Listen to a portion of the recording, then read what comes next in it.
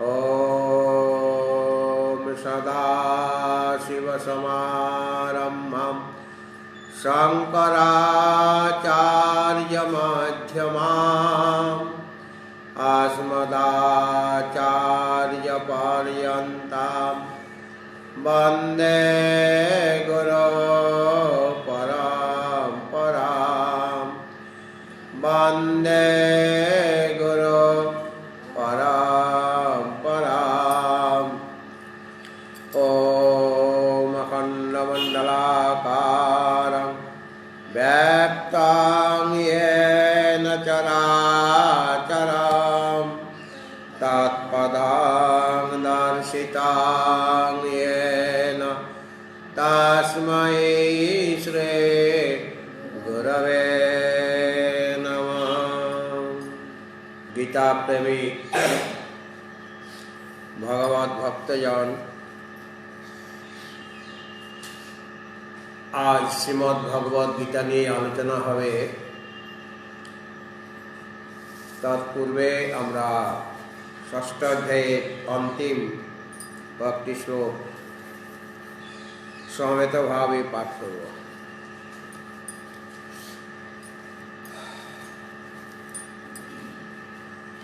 ষষ্ঠ অধ্যায় ধ্যানযোগ 43 নম্বর শ্লোক থেকে হবে।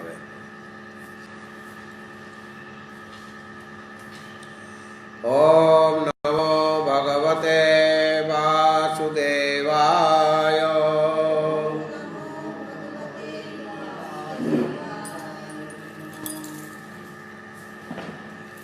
अथ श्रीमद्भगवद्गीता प्रारभ्यते।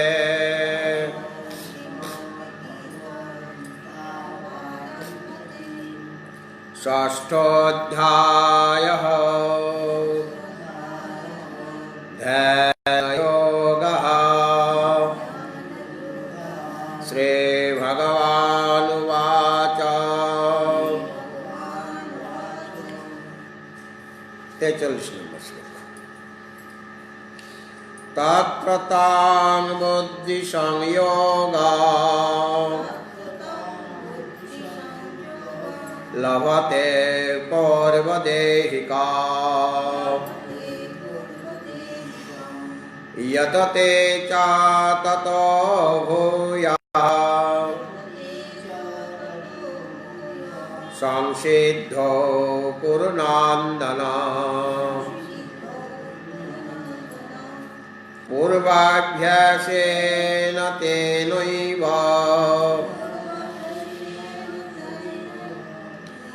ह्रियते यावसोऽपीशा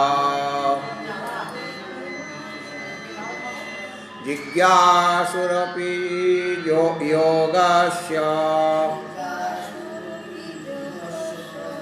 शब्दः ब्रह्माति वर्तते। प्रयत्नाद् यतमानस्तु योगी संशोध किल्बिषः। अनेक जन्म संसिद्ध ततो याति परां गतिम्। तपस्विभ्योऽधिको योगी ज्ञानिभ्योऽपि मतोऽधिकः।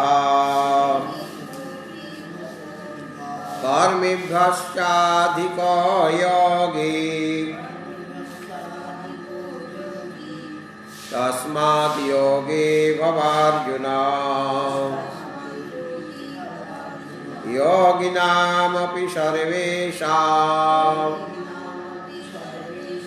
मद्गतेनान्तरात्मना श्रद्धावान् भजते यो माम् स मे युक्ततमो मतः। श्रद्धावान् भजते यो माम् स मे युक्ततमो मतः। इति श्रीमहाभारते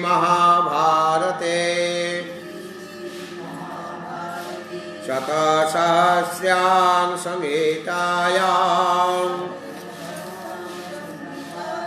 वैयासिक्यां भीष्मपर्वणि श्रीमद्भगवद्गीतासु उपनिषत्सु ब्रह्मविद्यायां योगशास्त्रे श्रीकृष्णार्जुनसंवादे ध्यानयोगो नाम षष्ठोऽध्यायः। ॐ श्रीकृष्णार्पणमस्तु। ॐ नमो भगवते वासुदेवाय।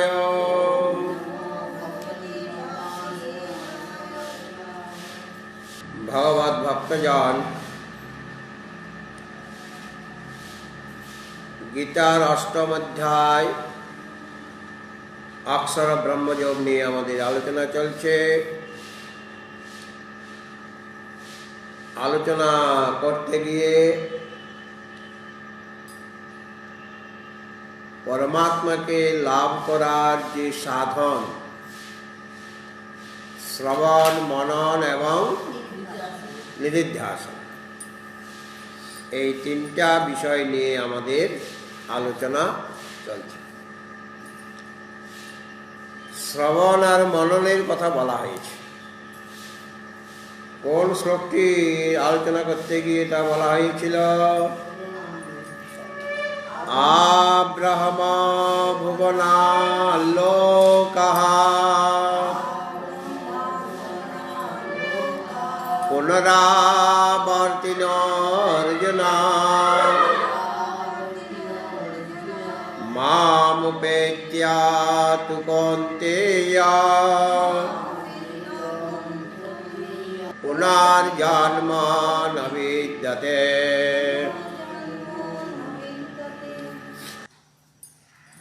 শ্রবণ মনন এবং নিধিধ্যাসন, ওই মাম শ্লোকে যে মাম মানে আমাকে, মানে শ্রী ভগবানের যে পারমার্থিক স্বরূপ, তাকে লাভ করলে পুনর্জন্ম হয় না, মানে সে মুক্ত হয়ে যায়, তাই তো। তো শ্রবণ সম্পর্কে বলা হয়েছিল। শ্রবণটা কি না, শ্রবণং নাম ষড়বিদলিঙ্গই, বলো পরেরটা বলো, ওটা আমি বলে দিলাম। অশেষ বেদান্তানাম অদ্বিতীয় বস্তুনি তাৎপর্যাবধারণম, তাই তো। সেরকম ভাবে মনন কাকে বলে? মননং তো শ্রুতস্য অদ্বিতীয় বস্তুনঃ বেদান্তানুগুণযুক্তিভিঃ অনবরতম অনুচিন্তনম। ঠিক বলেছি তো? তাহলে মননটা হলো আমি যা শ্রবণ করলাম গুরুমুখ থেকে, শ্রুত যে বিষয় অদ্বিতীয় ব্রহ্মবস্তু কথাই শুনেছি আমি, তাই তো। সেই যে অদ্বিতীয় ব্রহ্মবস্তুর কথা আমি শুনলাম, যেটা সম্পূর্ণ বেদান্ত বাক্যের তাৎপর্য, মানে ওইটাই বলতে চেয়েছেন সম্পূর্ণ উপনিষদ বা বেদের সার ওটা। এই জন্য বেদান্ত। বেদান্ত মানে বেদের অন্তে আছে বলে বেদান্ত তা নয়। বেদের অন্ত মানে চরম সিদ্ধান্ত, অন্ত মানে শেষ নয়। বেদের অন্ত মানে বেদের চরম সিদ্ধান্ত, যেখানে প্রতিপাদিত হয়েছে সেটাই বেদান্ত। তো বেদান্তের চরম সিদ্ধান্ত কি বা বেদের চরম সিদ্ধান্ত কি? ওই অদ্বিতীয় ব্রহ্মবস্তুকে প্রতিপাদন করা। সম্পূর্ণ বেদ, সেখানে কর্মকাণ্ড আছে, উপাসনা কাণ্ড আছে, জ্ঞানকাণ্ড আছে, তাই তো। কেবল যে জ্ঞানকাণ্ডেই বলা হচ্ছে ওই অদ্বিতীয় ব্রহ্মবস্তুর কথা তা কিন্তু নয়। কর্মকাণ্ডের উদ্দেশ্য ওই অদ্বিতীয় ব্রহ্মবস্তুকে যাতে করে আমরা লাভ করতে পারি। উপাসনা কাণ্ড আমার মন বুদ্ধিকে একাগ্র করে দেবে। তারপরে জ্ঞানকাণ্ডে প্রবেশ, মানে ওটা ক্রম একটা, সাধনার ক্রম দেখানো হয়েছে। আগে কর্ম করো, তুমি সকাম কর্ম করছো, কামনা আছে সকাম কর্মই করো। সকাম কর্ম করতে করতে অনেক ভোগ্য পদার্থ পাচ্ছি, কিন্তু মনে তৃপ্তি হচ্ছে না, তৃষ্ণা দূর হচ্ছে না, বেড়ে যাচ্ছে। তখন বিচার আসবে, ন জাত কামানাম উপভোগে ন সাম্যতি অভিশা কৃষ্ণ বর্তমেব ভূয়ৈব অবিবর্ধতে। দিন দিন বেড়ে যাবে, আগুনে ঘি ঢালার মতো আগুন বেড়ে যাচ্ছে, লকলক করছে। তখন সে নিষ্কাম কর্ম করবে, মানে কর্মযোগ করবে। কর্মযোগের দ্বারা আমার মন শুদ্ধ হবে। তারপর উপাসনা করছেন, উপাসনার দ্বারা বুদ্ধি তীক্ষ্ণ হবে। তারপরে আমি জ্ঞানকাণ্ডে প্রবেশ করতে পারবো। তাহলে একটা সাধনাক্রম কিনা?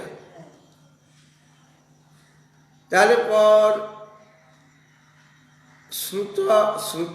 শ্রুতস্য, যা কিছু গুরুমুখ থেকে শুনলাম, কার কথা শুনেছি না? অদ্বিতীয় ব্রহ্মবস্তুর কথা শুনেছি। গুরু কার কথা বলবেন? সেই পরমাত্মার কথাই তো বলবেন, নাকি জড়ের কথা বলবেন, সংসারের কথা বলবেন? যে কী করে টাকা লাভ হবে, কী করে তোমার রোগ দূর হবে, কী করে মেয়ের বিয়ে হবে, ছেলের চাকরি পাবে, ওইগুলি বলবে?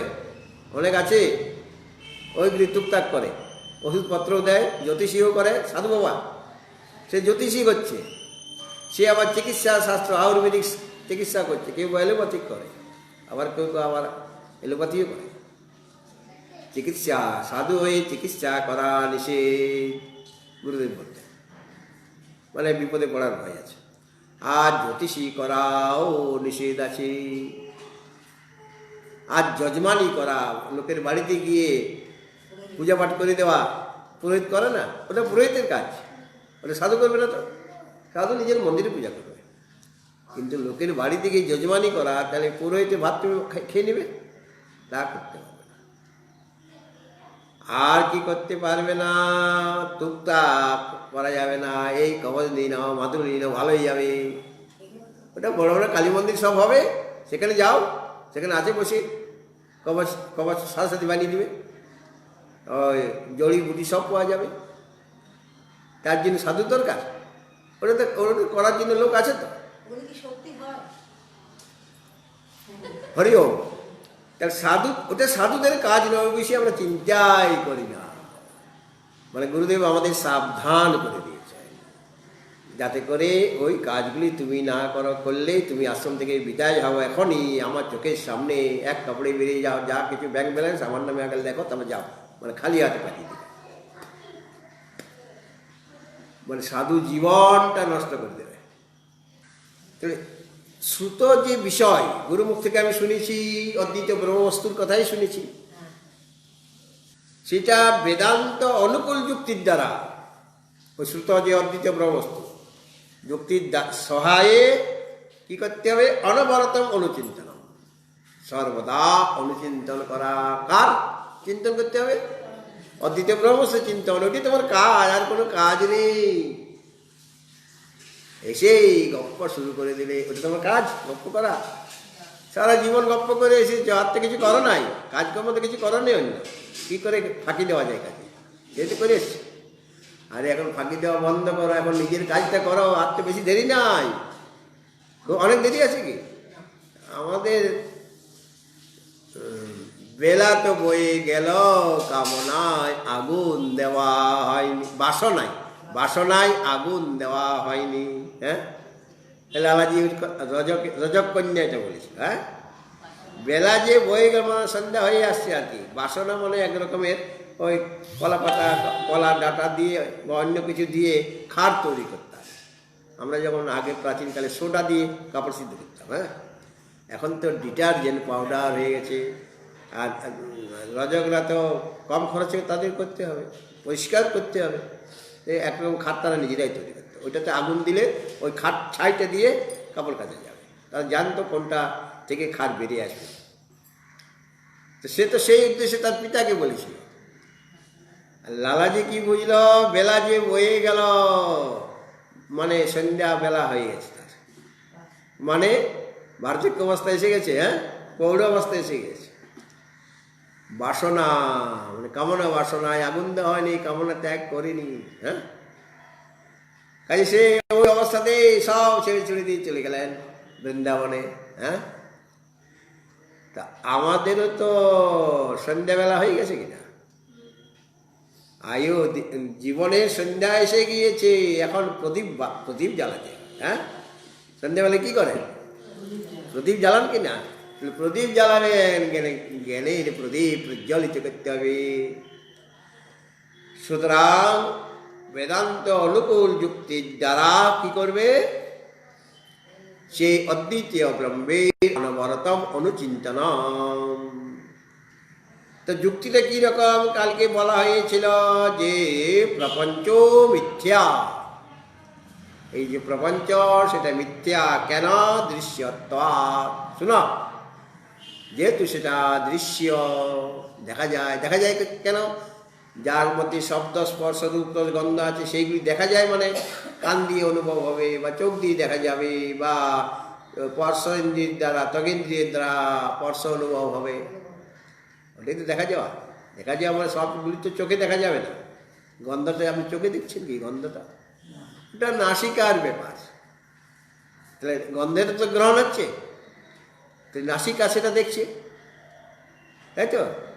কান শব্দ শুনছে, ওটাই হলো কান দেখছে, ওটা কানে দেখা মানে শব্দটা শোনা।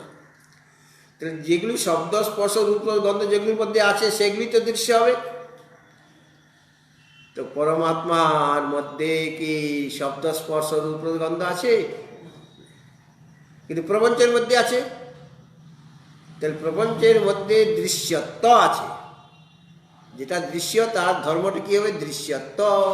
মনুষ্যের ধর্ম কি, মনুষ্যত্ব, তাই তো। তাহলে প্রপঞ্চ মিথ্যা কেন, সেটা দৃশ্য হওয়ার জন্য শব্দাদি বিষয় আছে তার মধ্যে।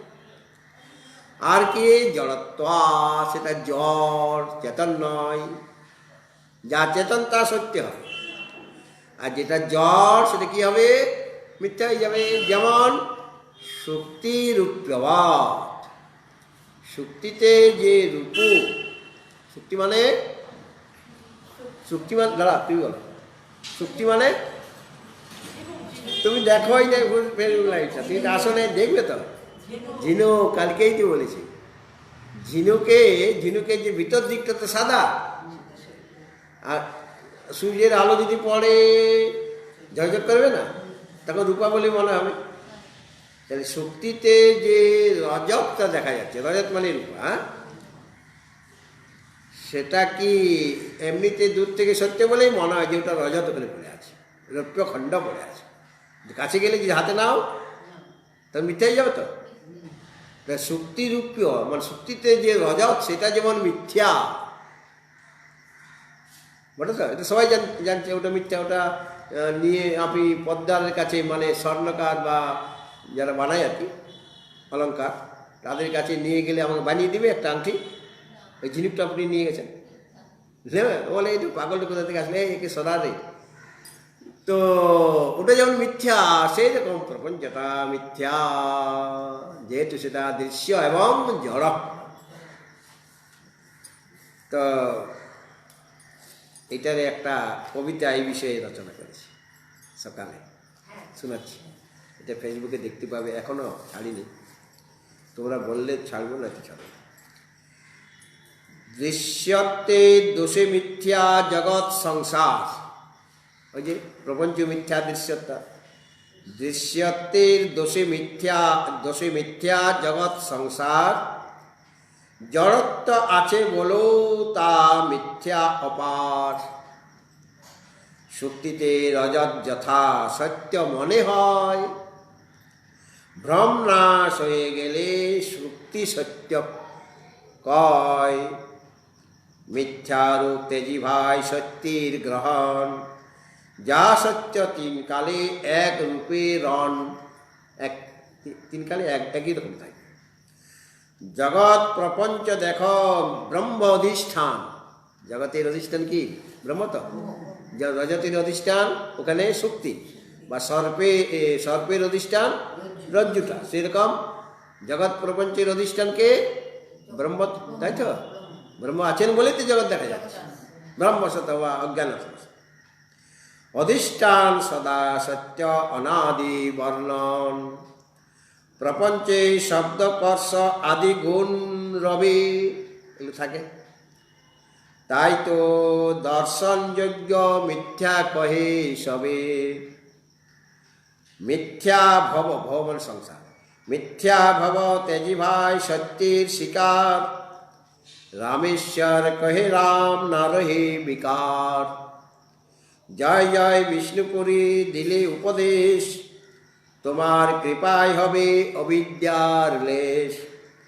সত্যে স্থিত হও তুমি জ্ঞানী তত্ত্বদর্শী, শরণ নিলাম তব হও সূক্ষ্মদর্শী। ঠিক আছে, দেব।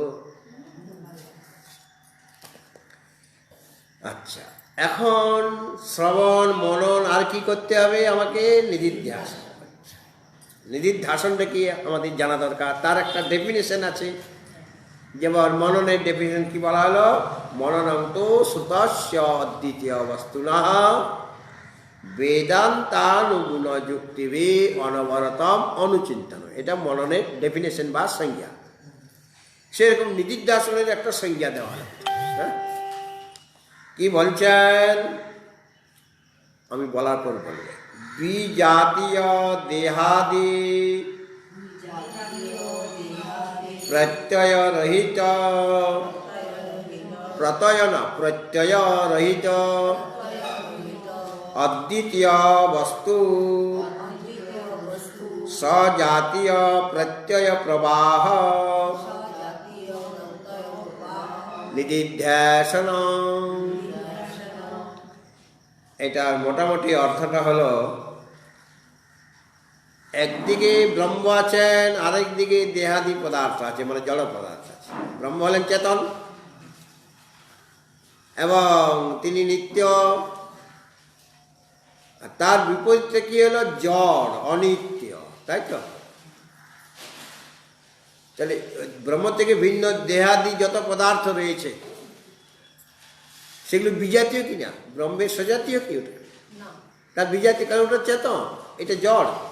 তাহলে বিজাতীয় হয়ে গেল। এই শরীর, ইন্দ্রিয়, মন, বুদ্ধি বিজাতীয় হয়ে গেল কিনা?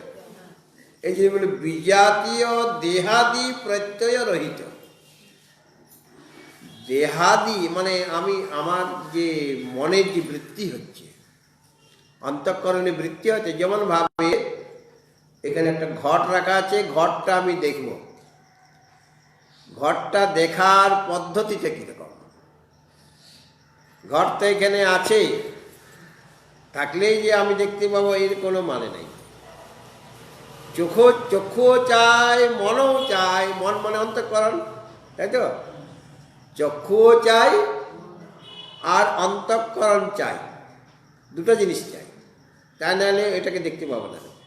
ঘর থাকলে মন আছে কিন্তু চক্ষু বন্ধ করে রেখেছি, তাই দেখতে পাবো? তাই দুইটা জিনিস লাগে।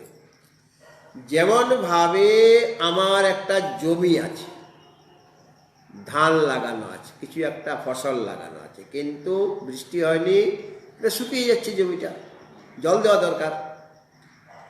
তখন কাছাকাছি একটা পুকুর ছিল, পুকুরের মালিক আছে, তাকে বললাম আমার জল চাই।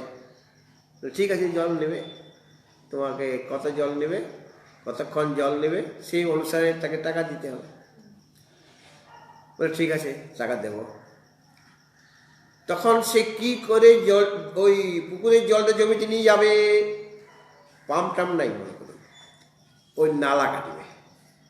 আগে নালাটা কেটে দিল জমি অবধি, তারপরে কাটার পরে মূল যে বন্ধনটা পুকুরের সাথে জমির একটা সম্পর্ক তৈরি হবে। তো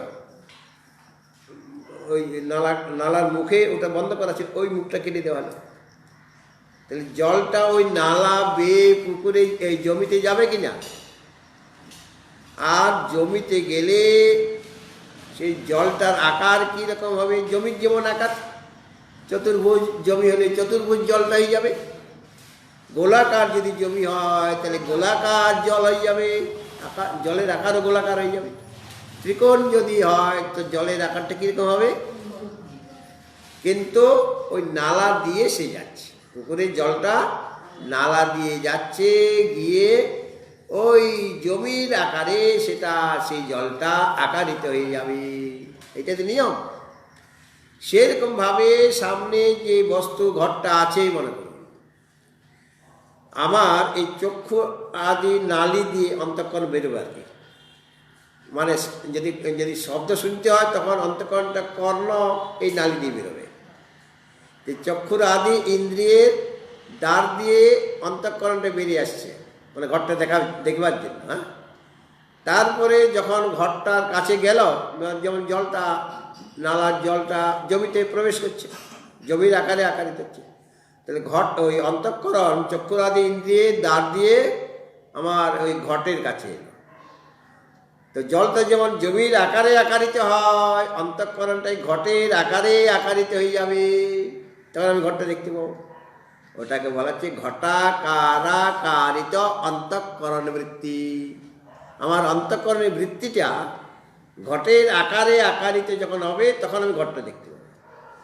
বলে তাহলে এটার কি নাম হলো? অন্তঃকরণ বৃত্তিটা ঘটাকারাকারিত, ঘটের আকারে আকারিত যে অন্তঃকরণ বৃত্তি, ওটা হবে। তো তাহলে আমি ঘটের চিন্তন করলে ওটা আমি সামনে ঘট আছে আর ঘরটাকে আমি দেখতেও চাইছি। হ্যাঁ, তাহলে আমার ঘটাকার, আবার সংক্ষেপে বলে দাও, ঘটাকার অন্তঃকরণ বৃত্তি, তাই তো হচ্ছে। তো তাহলে পর আমি মনে করুন ধ্যানে বসেছি, ধ্যানে বসলে কার ধ্যান করতে হবে? সে অদ্বিতীয় ব্রহ্মবস্তু ধ্যান করতে হবে। তো কিন্তু তার বিজাতীয় তার অনেক পদার্থ রয়ে গেছে সংসারে, এই যে শরীর, ইন্দ্রিয়, মন, বা আমার ছেলে মেয়ে, বা আমি ধ্যান করতে গিয়ে না সামনে মোবাইলটা রেখে দিচ্ছি, যদি ফোন আসে তো ধরবো, হ্যাঁ ধ্যান হবে?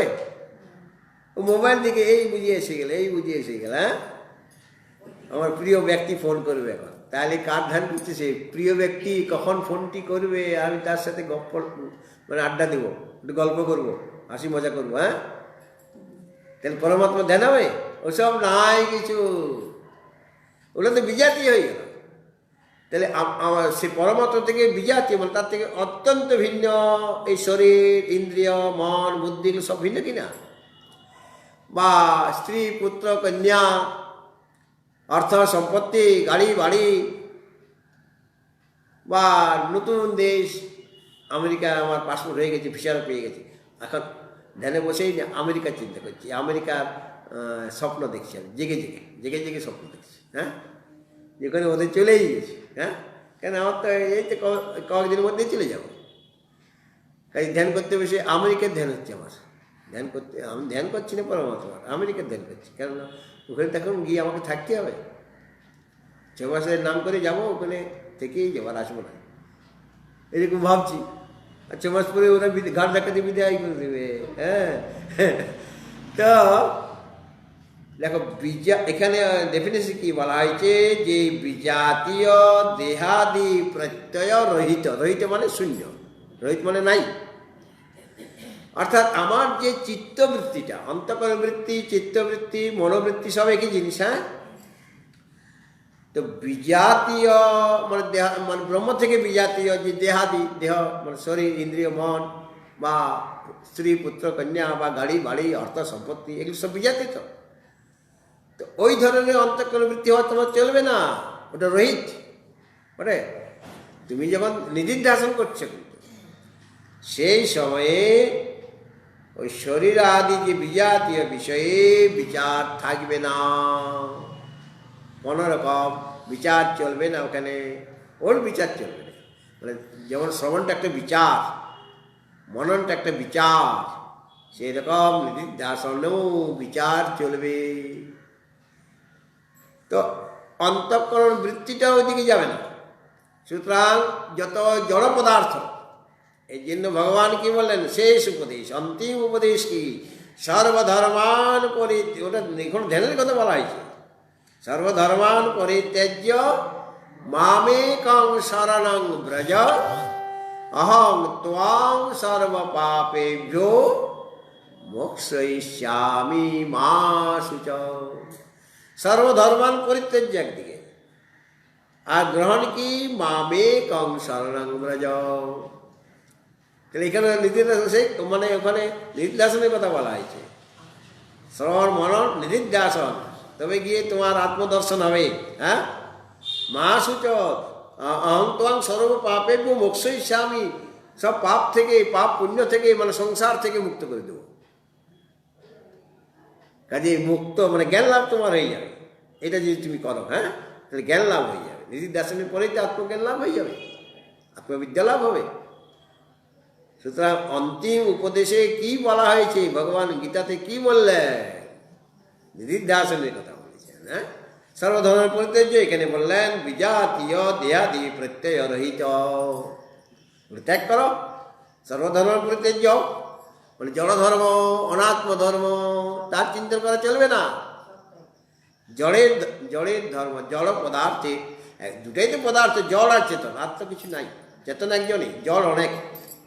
তো জড়ের চিন্তনটা ত্যাগ করো, ওই চিন্তন আসা যাবে না। আর মাম একং শরণং, আমি যে চেতন, আমি যে শুদ্ধ, তার আশ্রয় গ্রহণ করো, মানে তার চিন্তন করো, তার বিচার করো। হ্যাঁ, সুতরাং বিজাতীয় দেহাদি প্রত্যয় রহিত, দেহাদি যে বিজাতীয় বিষয়ে বিচার রহিত হয়ে তার বিচার করবে না, তার চিন্তন করবে না। কি করতে হবে তাহলে, ওই মামেকং শরণং ব্রজ, মানে অদ্বিতীয় বস্তু সজাতীয় প্রত্যয় প্রবাহ, অদ্বিতীয় বিষয়ে, অদ্বিতীয় যে ব্রহ্ম বস্তু, তদ বিষয়ে সমজাতি। সমজাতিটা কীরকম, যেমন আমি ঘটটা তো দেখছি, ঘটাকার বৃত্তি আমার হলো, পরমুহূর্তে আমি যেহেতু ঘটটাই দেখছি, পরবর্তী আবার ঘটাকার বৃত্তি, মানে মাঝখানে পটাকার বৃত্তি হয়ে যাচ্ছে না। মানে একটা, যেমন দীপ শিখা, মনে হচ্ছে একটাই শিখা, কিন্তু বারবার শিখা মানে উৎপন্ন হচ্ছে, কিছুক্ষণ থাকছে, নষ্ট হয়ে যাচ্ছে, নতুন একটা শিখা এসে যাচ্ছে। হ্যাঁ, শিখা মানে ওই পঞ্চাটা তো শিখা নয়, মানে যেটা অগ্নিটা ওখানে দেখা যাচ্ছে। হ্যাঁ, ওটা তো শিখা। তো ওটা একটা শিখা নয়, বারবার পরিবর্তন হয়ে যাচ্ছে। আমার শরীরটা কি একটাই শরীর? সবসময় অনবরত এই শরীরটা পরিবর্তন হচ্ছে। সেকেন্ডের কাঁটা তো ঘুরছে, ঘন্টার কাঁটা তো ঘুরছে, কিন্তু দেখা যায়, সেকেন্ডের কাঁটা দেখা যাচ্ছে ঘুরছে। মিনিটের কাঁটাটা একটু ভালো করে লক্ষ্য করলে, যখন সেকেন্ডের কাঁটাটা একদিকে চলে গেল, মানে একবার ঘোরা হয়ে গেল, তখন মিনিটের কাঁটাটা ফট করে সরে যাবে একটুখানি। হ্যাঁ, ওখানে একটুখানি মানে 1 মিনিটের মতো জায়গা আছে, তার লেখা দাগ দেওয়া আছে, সেইটুকু চলে গেল। ঘন্টার কাটা যেতে ওটা বুঝাই যাবে না চলছে কি চলছে না। হ্যাঁ, কিন্তু চলছে, চলছে তো বটে। তাছাড়া 10টা বাজছিল, 11টা হয়ে গেল কী করে? 11টা ঘরে ছোটো কাটা চলে গেল। সেরকম আজকে আমি বৃদ্ধ হয়েছি, কিন্তু আমি তো কয়েকদিন আগে বাচ্চা ছিলাম, মায়ের কোলে ছিলাম। আমি কতদিন আগে, এই তো সেদিন মহারাজ, বেশি দিন হয় নাই। হ্যাঁ, কিন্তু দেখতে দেখতে কখন যে বুড়ো হয়ে গেলাম, এই জন্য বুঝতে পারি না আমরা অনেক সময় যে আমি বাচ্চা না, বুড়ো না যুবক। কেননা এই তো সেদিনে আমি প্রাইমারি স্কুলে গেছি, এখনো সব অনেক কথা মনে আছে। এরকম মনে হয় কি না, মানে সময়টা কীভাবে অতিবাহিত হয়ে যাচ্ছে। আর মহাকালের তুলনায় আমি মনে করি 60, 70, 80 বছর এখন বেঁচে আছি মনে করি। হ্যাঁ, মহাকালের তুলনায় সময়টা কতক্ষণ, সামান্য মাত্র তপ্ত লৌহপিণ্ডের উপরে 1 বিন্দু জলকণা যতক্ষণ স্থিতি, কতক্ষণ স্থিতি পড়লো আর ব্যাপার, তাই তো। তো সময় নাই, সময় নাই। তাহলে কি করতে হবে? সর্বধর্মান পরিত্যাজ্য মামেকং শরণং ব্রজ। এই কাজ আমার, মানে ভগবান বলে দিলেন এই হলো তোমার অন্তিম সাধনা। হ্যাঁ, এটাই অন্তিম উপদেশ, অন্তিম সাধনা। এটার দ্বারাই তুমি মুক্ত হয়ে যাবে। কারণ এর আগে যা উপদেশ দিয়েছে তোমাকে তৈরি করে দিয়েছে। এখন এইটুকু করলেই তোমার কাজ সমাপ্ত, তুমি মুক্ত হয়ে যাবে। মানে বিজাতীয় দেহাদি প্রত্যয় রহিত হয়ে গেল, মানে জড় ধর্ম ত্যাগ। বিজাতীয় মানে পরমাত্মা থেকে ভিন্ন যত কিছু আছে তার বিচার পরিত্যাগ করো। সেখানে অন্তঃকরণ বৃত্তি হওয়া চলবে না, তদ বিষয় তদ আকারে আকারিত হওয়া চলবে না। তো ঘট দেখলে ঘটাকার বৃত্তি, তারপরে আরেকটা ঘটাকার বৃত্তি, আরেকটা ঘটাকার বৃত্তি। ঘটাকার বৃত্তির মাঝখানে যদি পট দেখি তাহলে মাঝখানে পটাকার বৃত্তি হয়ে গেল। ঘটাকার বৃত্তির যে একটার পর একটা চলছিল সেটা আর চলবে না, ওটার সময় যেতে ঘটাকার ঘরটাই দেখছে, আর কিছু দেখছি না। অর্জুন ওই পাখির চোখটাই দেখছে, আর কিছু দেখছে না, তাই তো? আর দুর্যোধনেরা চোখ দেখছে, কান দেখছে, মাথা দেখছে, মুখ দেখছে, তার ডানা দেখছে, মানে অনেক রকমের বৃত্তি হচ্ছে তার, একটা বৃত্তি হচ্ছে না। কখনো ডানা দেখছে, কখনো চোখ দেখছে, কখনো নাক দেখছে, কখনো গাছপালা দেখছে, তাহলে অনেক বৃত্তি হয়ে যাচ্ছে না। আর অর্জুন প্রথমে চক্ষু দেখছে, কি দেখছ না? চক্ষু। বলে আর একটু ইয়ে করো, আরো ভালোভাবে দেখো। মানে আমি তো সেই চক্ষুর মধ্যে যে কালো তারাটা, ওটাকে ভেদ করতে হবে। মানে এখন শুধু তারাই দেখতে পাচ্ছি, সম্পূর্ণ চক্ষু আমি দেখতে পাচ্ছি না। চক্ষুর মাঝে যে একটা ছোট্ট কালো তারা আছে, ওইটাই দেখতে পাচ্ছি। বলে এখন ছেড়ে দাও, এখন ছেড়ে দাও, লেগে যাবে, ছেড়ে দিলে লেগে যাবে। তো আমাদের তো প্রণব ধনু সরো হিয়াত্মা ব্রহ্মতল লক্ষ্যমুচ্যতে অপ্রমত্তেন বিদ্যাব্যাম সর্বাত্মনময় ভবে। তাই তো?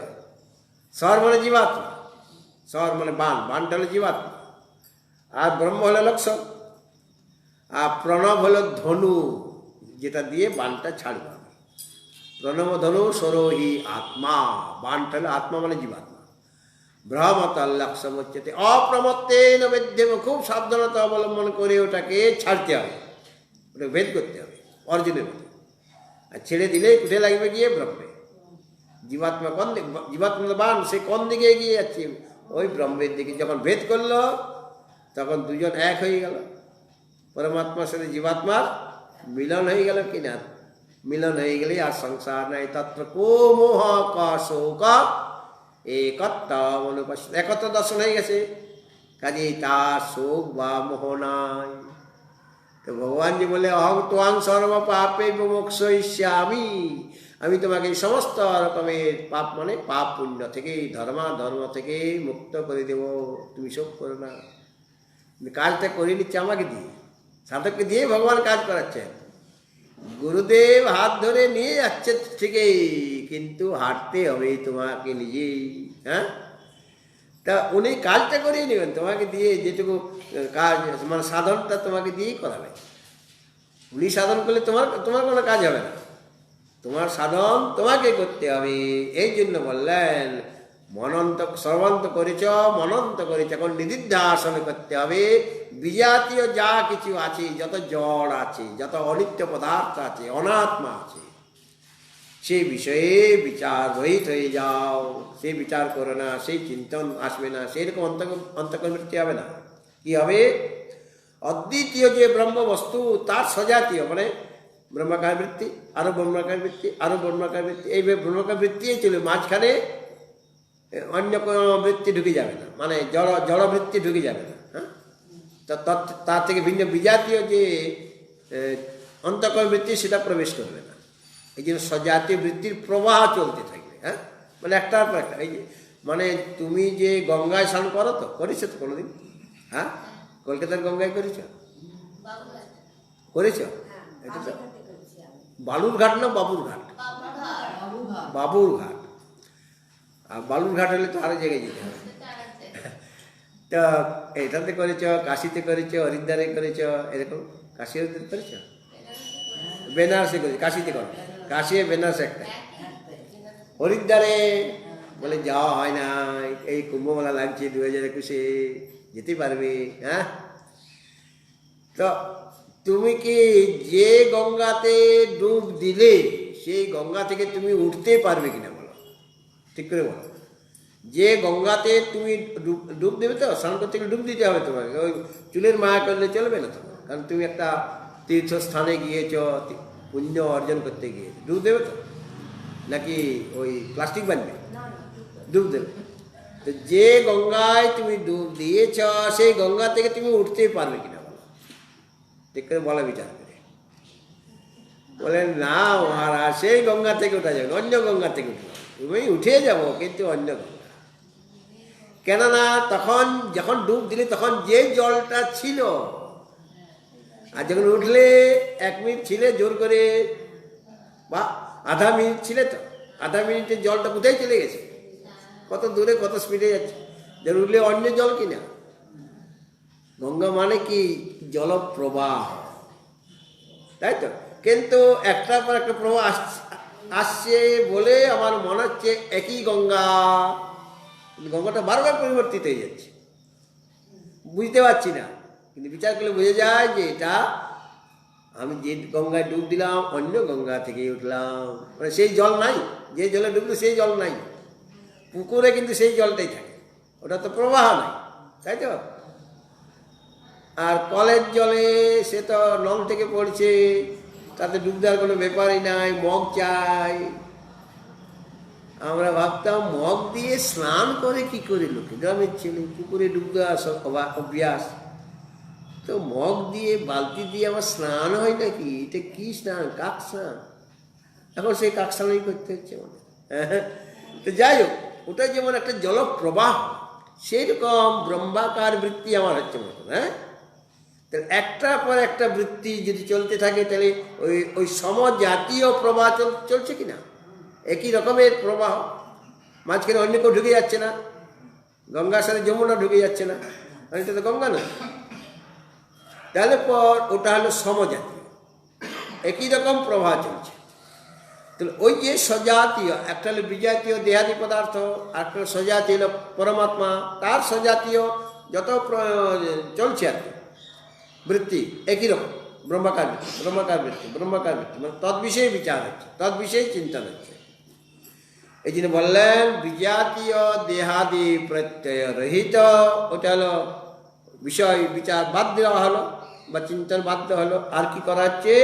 অদ্বিতীয় যে বস্তু মানে ব্রহ্ম, তার সজাতীয় প্রত্যয় প্রবাহ, তার সজাতীয় মানে একই রকম ওই বৃত্তির প্রবাহ চলবে একই রকম। হ্যাঁ, মাঝখানে অন্য কিছু ঢুকে যাবে, তৈল ধারাবত অবিচ্ছিন্ন, এটা দৃষ্টান্ত দেওয়া হয়।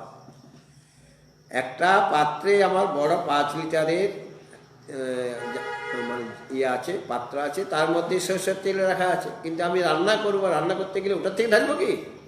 তাহলে হরহর করে 100 গ্রাম বা 500 গ্রাম পড়ে যাবে, তাই তো। আমার তো একটুখানি তেল চাই, তা আগে একটা ছোট্ট শিশি আমরা ঢালি কিনা।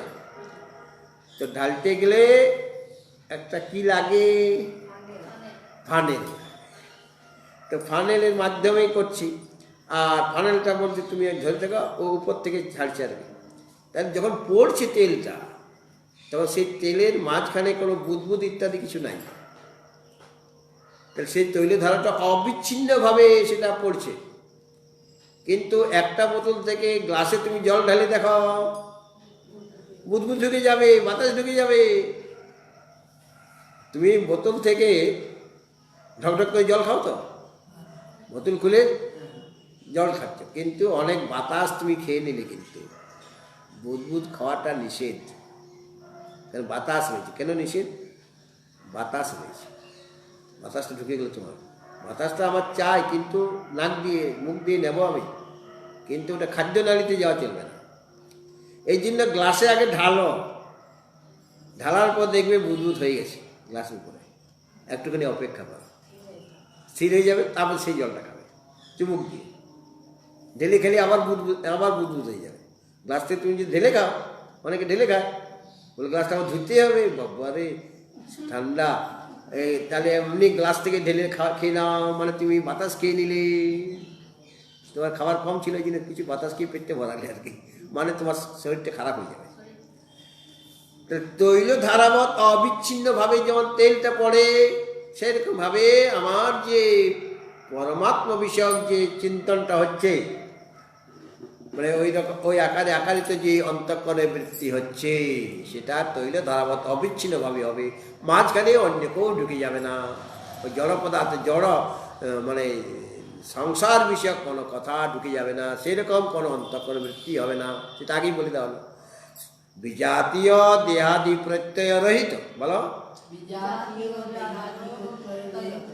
তাহলে একটা সর্বধর্ম পরিত্যাজ্য হয়ে গেল। হ্যাঁ, আর সজাতীয়, বলো সজাতীয় অদ্বিতীয় বস্তু, না সরি রহিত অদ্বিতীয় বস্তু সজাতীয় প্রত্যয় প্রবাহ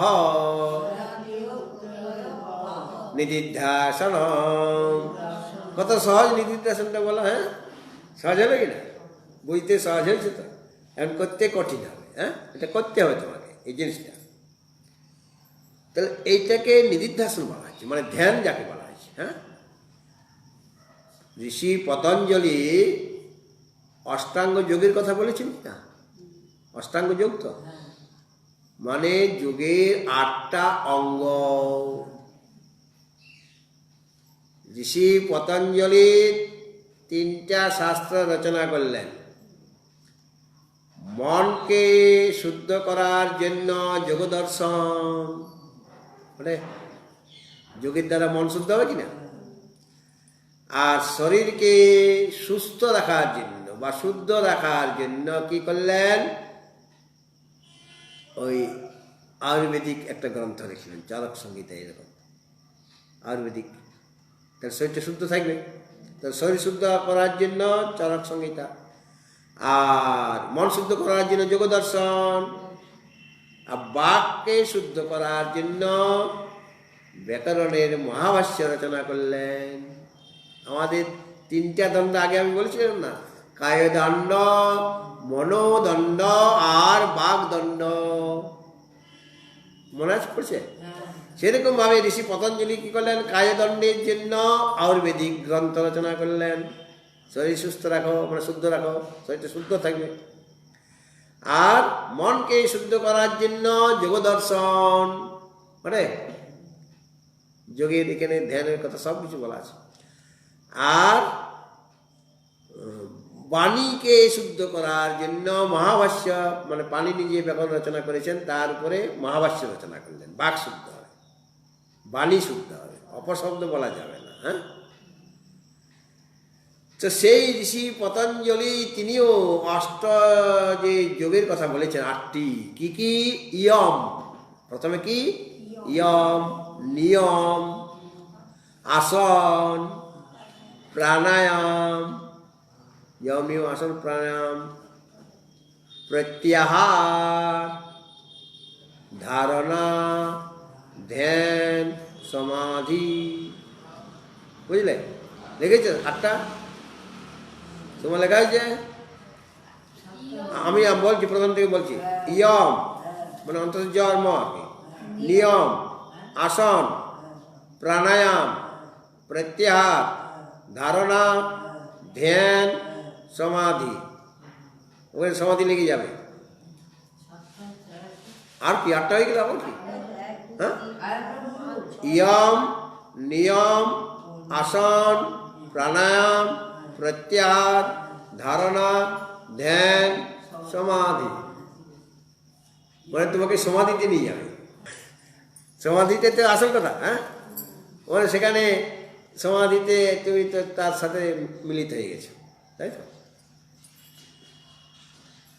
তো ওখানে যে ধ্যানের কথা বলা আছে, ধারণা, ধ্যান, সমাধি, ওটা হলো নিদিধ্যাসন। হ্যাঁ,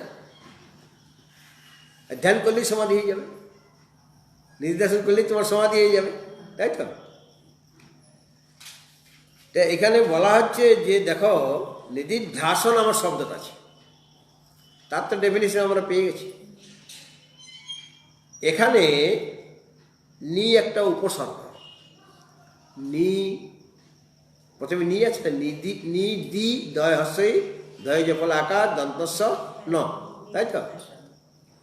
নি উপসর্গ আটটা ধাতু আছে, ধৈ মানে ধ্যান করা, ধয়ে ঐকার জফলা, ধয় জফলা ঐকার আর কি। ধৈ শব্দের অর্থ, ধৈ একটা ধাতু, যেমন ভূধাতু, ভূধাতু মানে ভূধাতু অর্থ কি? হওয়া। ভবতি ভবতা ভবন্তি ভবসি ভবতা ভবতা ভবামি ভবাব ভবাব, মুখস্থ করেছিলে না ফাঁকি দিয়েছ? বলে ওইটাও মনে আছে। গচ্ছতে গচ্ছতা গচ্ছন্তি গচ্ছসি গচ্ছতা গচ্ছতা গচ্ছামি গচ্ছা, যেটা আমি বলতে চাইছি। তাহলে কোনো একটা শব্দের পেছনে ধাতু থাকে, যে কোনো শব্দ। তুমি রাম মনে করছো, ও ধাতু আছে, ধাতু ছাড়া কোনো শব্দ নাই, ভিতরে ধাতু থাকবে। ধাতু ছাড়া, যেমন শরীরটা ধাতু ছাড়া বাঁচে না, সেরকমভাবে ধৈ একটা ধাতু, তার অর্থ কি? ধ্যান করা। ধৈ জফল ঐকার ধৈ, ধৈ শব্দের অর্থ কি? মানে ওটা ক্রিয়া, ধাতু মানে ক্রিয়া, ওটা অর্থ হলো ধ্যান করা। নিপূর্বক ধৈ ধাতু, ধৈ ধাতুটা বানান কি বললাম? ধয় জফলা ঐকার, ঠিক আছে? তারপরে আমি সন প্রত্যয় লাগালাম, আর একটা প্রত্যয় লাগাবো লিউট প্রত্যয়, লুটের অন থাকে, লয় জফল ঐকার। এটা আমি বলছি এই কারণে, ব্যাকরণ শেখাবার জন্য নয় আপনাদের, কিন্তু শব্দটার মধ্যে অর্থটা লুকিয়ে আছে। যদি দাসন যে শব্দটা, তার মধ্যেই আমি অর্থটা খুঁজে পাবো, এই জন্য এটা বুঝাচ্ছি আর কি। তো নিপূর্বক, নি একটা উপসর্গ, তাই তো? পরপর অপসমান নি একটা আছে। তো নি উপসর্গ, নিপূর্বক ধৈ ধাতু, ধৈ শব্দের অর্থ, ধৈ ধাতুর অর্থ কি? ধ্যান। তার সাথে সন প্রত্যয় লাগানো হলো, মানে আর কি লাগানো হলো? লুট প্রত্যয়, লুটের অন থাকে, অন। এটা করার পরে নিদিধ্যাসন শব্দটা আসবে। ওই ধৈ জফল আকার তো ওইটা আছে, ওইটার থেকে দি আর ধৈ জফল আকার এটা এসে যাবে আর কি। ওটা ব্যাকরণ নিয়ম অনুসারে, সেটা তোমাদের বলবো না। তাহলে নিপূর্বক ধৈ ধাতু, তার উত্তর সন প্রত্যয় করা হয়েছে এবং লুট প্রত্যয় করা হয়েছে, তবে গিয়ে নিদিধ্যাসন শব্দটা হয়েছে। তো নিদিধ্যাসন শব্দটার অর্থ হয়ে গেল, মানে নিশ্চিত রূপে সে ধ্যান করছে, বা নিতরাং, নি মানে নিতরাং ধ্যান, মানে অনবরত ধ্যানের মধ্যে মন হয়ে আছে, অন্য কোনো বিষয়ে তার মনটা যাচ্ছে না। তাহলে ঘটপটাদি যে বাহ্য পদার্থ, জড় পদার্থ, ঘট পট মঠ, তাই তো? এটা বিজাতি, পরমাত্মা থেকে বিজাতি হয়ে গেল কিনা? তাহলে ঘটপটাদি যে বাহ্য পদার্থ থেকে বুদ্ধি পর্যন্ত যত জড় পদার্থ রয়েছে, বুদ্ধিটা জড়, সেই জড় পদার্থ যেটা আত্মা থেকে ভিন্ন, তাই তো? অদ্বিতীয় বস্তু থেকে ভিন্ন কিনা এগুলি? তাহলে বিজাতি হয়ে গেল। ঘট পট মঠ থেকে আরম্ভ করে বুদ্ধি পর্যন্ত যা কিছু আছে সব জড় পদার্থ, এবং এটা আত্মা থেকে ভিন্ন কিনা? আত্মাদের চেতন, এটা সব জড়, তাই না? আর আত্মা আন্তর পদার্থ, এটা বাহ্য পদার্থ। তাহলে আত্মার এটা ভিন্ন হলো, অর্থাৎ আত্মার বিজাতি হয়ে গেল কিনা? ঘট পট মঠ দেহ শরীরটা আত্মা থেকে ভিন্ন হলো কিনা? বিজাতি হলো কিনা? অতএব তার তৎপ্রত্যয় বিজাতি হবে। তার প্রত্যয় মানে তার যে জ্ঞানটা বা বৃত্তি, অন্তঃকরণ যে বৃত্তি, সেটা ব্রহ্মাকার বৃত্তি থেকে ভিন্ন হলো কিনা? বিজাতি হয়ে গেল কিনা? ঘট আর ঘটের জ্ঞান, ঘটটা যদি বাহ্য হয়, তাহলে ঘটের জ্ঞানটা তো বাহ্যই হয়ে গেল। সুতরাং তার প্রত্যয় সেটাও বিজাতিই হবে। বিজাতীয় যে প্রত্যয়, সেটা রহিত হতে হবে। বিজাতীয় দেহাদি প্রত্যয় রহিত, সেই কারণে ওদের পরিত্যাগ পূর্বক, ওদের পরিত্যাগ করতে হবে। সর্বধর্মের পরিত্যাগের সাথে মিলান, গীতার সাথে মিলান, তাহলে ওটা পরিত্যাগ আমাকে করতে হবে। কার পরিত্যাগ? জড়ের পরিত্যাগ, বিজাতীয় প্রত্যয়ের পরিত্যাগ। পরিত্যাগ করে কি করতে হবে? সজাতীয় প্রত্যয়, অর্থাৎ চিত্তবৃত্তি ব্রহ্মা আকারে আকারিত যে বৃত্তিটা অন্তঃকরণ বৃত্তি, সেটা তৈল ধারাবৎ অবিচ্ছিন্ন প্রবাহ উৎপাদন করতে, তৈল ধারার মতো অবিচ্ছিন্ন, ওটা যেমন অবিচ্ছিন্নভাবে পড়ে তেলটা, মাঝখানে অন্য কোনো তত্ত্ব ঢুকে যায় না, বাতাস ঢুকে যায় না, তো তৈল ধারাবৎ অবিচ্ছিন্ন প্রবাহ যদি চলতে থাকে ওই যে আত্মা বিষয়ে, সেটাকেই বলা, সেটা আমাকে উৎপাদন করতে যাতে সেই প্রবাহটা আমার চলতে থাকে, আর ওই প্রবাহ বন্ধ রাখতে হবে। কি প্রবাহ? বিজাতীয় যত প্রবাহ, মানে অন্তঃকরণের যে বৃত্তিটা, সেটা বন্ধ রাখতে হবে, সেটা ত্যাগ করতে হবে। আর এই প্রবাহটা তৈল ধারা, যেমন তৈল ধারা অবিচ্ছিন্নভাবে পড়ে, সেই রকমভাবে ওই আত্মবিষয়ক যে সজাতীয় প্রত্যয় প্রবাহ চলতে থাকবে। হ্যাঁ, তেল পড়ছে, যে তেলটা শিশিতে ঢুকে গেল, তারপরে তো তেল পড়ছে, তো সেই তেলটা তো ওই বোতলে যেটা ঢুকে গেছে অলরেডি, আরও যেটা ঢুকছে সেটা তো তেলেই আসছে, অন্য কিছু তো আসছে না। সেরকমভাবে ওই ব্রহ্মাকার বৃত্তির প্রবাহটা এক সমাজাতে চলছে, মাঝখানে অন্য কোনো প্রবাহ প্রবেশ করবে না, এবং যাতে করে প্রবেশ না করে ওই কি প্রবাহ চলতে দেওয়াটা আমার কর্তব্য সাধকের। এবং এরকম যদি হয় তাহলে ওটাকেই বলা হচ্ছে কি নিদিধ্যাসন। কি বলা হবে? নিদিধ্যাসন। কেননা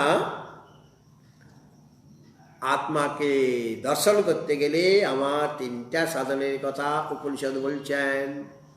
আত্মা বা অরে দ্রষ্টব্য, শ্রোতব্য, মন্তব্য, নিদিধ্যাসিতব্য।